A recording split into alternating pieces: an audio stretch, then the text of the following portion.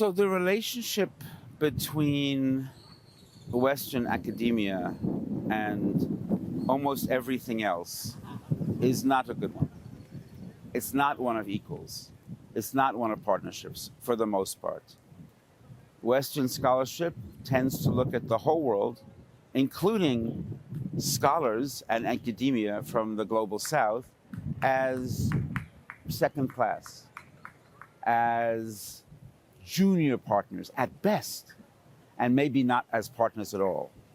So when you talk about indigenous populations, even in places where it's clear that indigenous peoples and nations have so much to make up our current moment, it's impossible to be here at the foot of Sierra Nevada and not understand, well, it's, I guess, not impossible, but it's harder here to think about how we could ignore or invisibilize the indigenous populations that have been here far longer with as deep a connection to the land and the water and the earth and the sky to understand what it is that this place is about.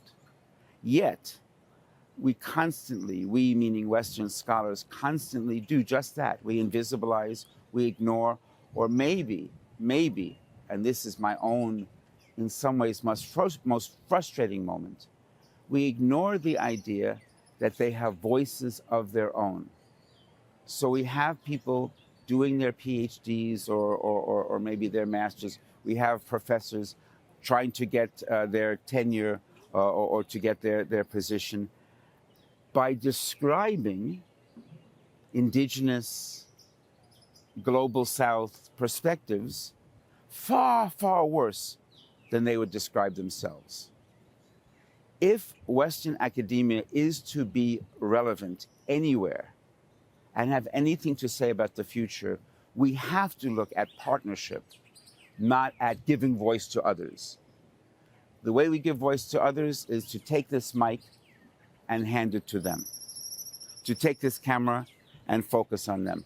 I'm happy to be the focus of this interview at this moment, but ultimately, the job of Western academia, if we're going to have relevance, if we're going to have a future in a world that has a future with us, has to be in partnership with my Latin American or African or Asia Pacific sisters and brothers right alongside of me in conversation. Because without that, Western academia is done.